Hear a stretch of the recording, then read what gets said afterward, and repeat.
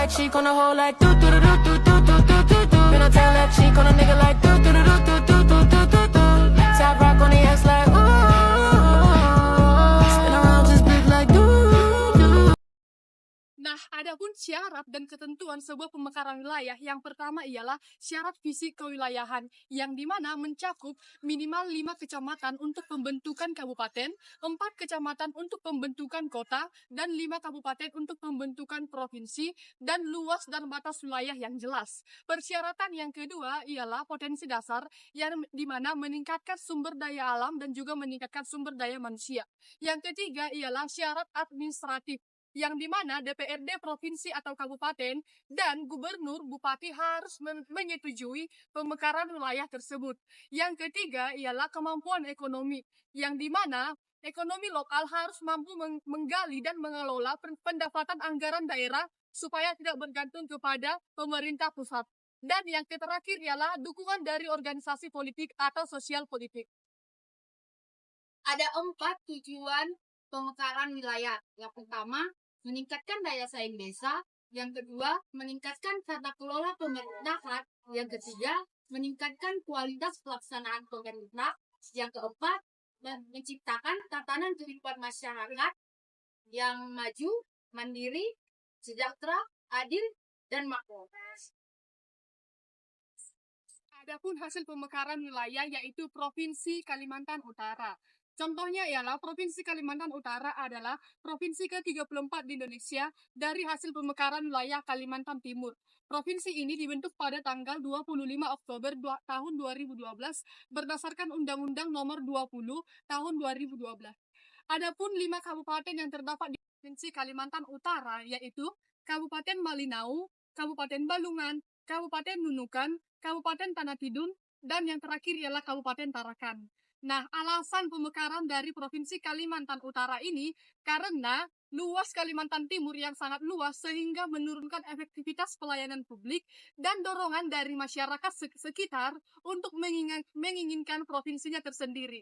Nah, itulah hasil contoh dari pemekaran Provinsi Kalimantan Utara dari Kalimantan Timur. Nah, selanjutnya, dalam hal pemekaran daerah, pemerintah dan masyarakat seringkali menghadapi berbagai macam tantangan. Yang pertama adalah ketidakjelasan batas wilayah yang sering memicu konflik antar daerah, mulai dari pembagian administratif hingga pengelolaan sumber daya.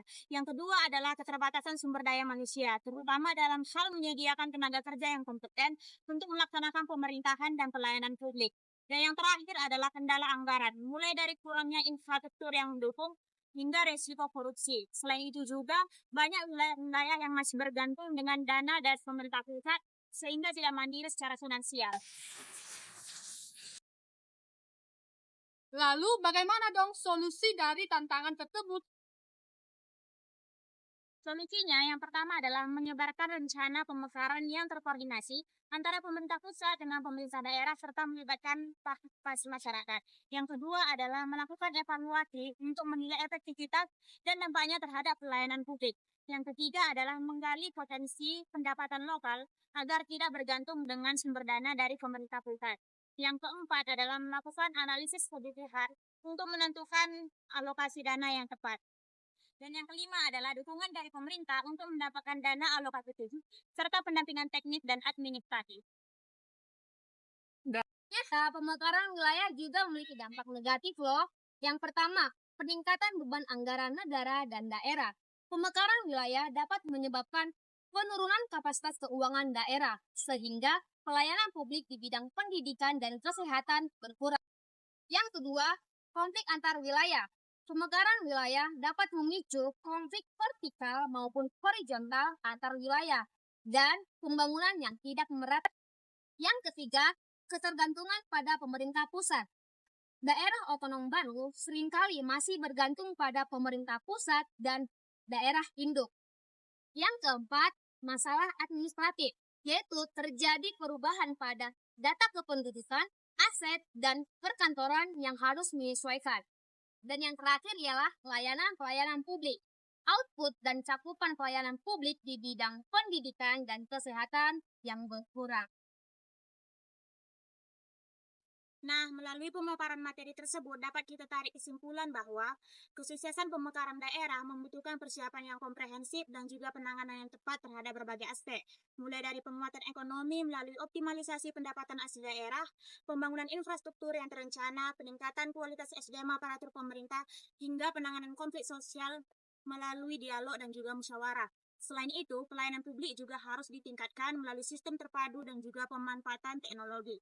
Sehingga dengan adanya pengelolaan yang baik terhadap aspek tersebut, maka pemekaran daerah dapat memberikan manfaat yang optimal bagi kesejahteraan masyarakat.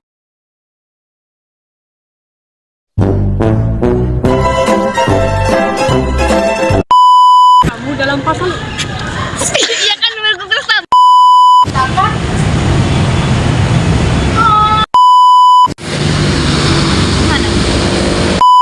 Diri Mas Idris. Sini. Nah, bahwa tentang pemerintah. Tolong Catherine. Pemekaran daerah. Ulang dulu, bilang syaratnya. Ulang.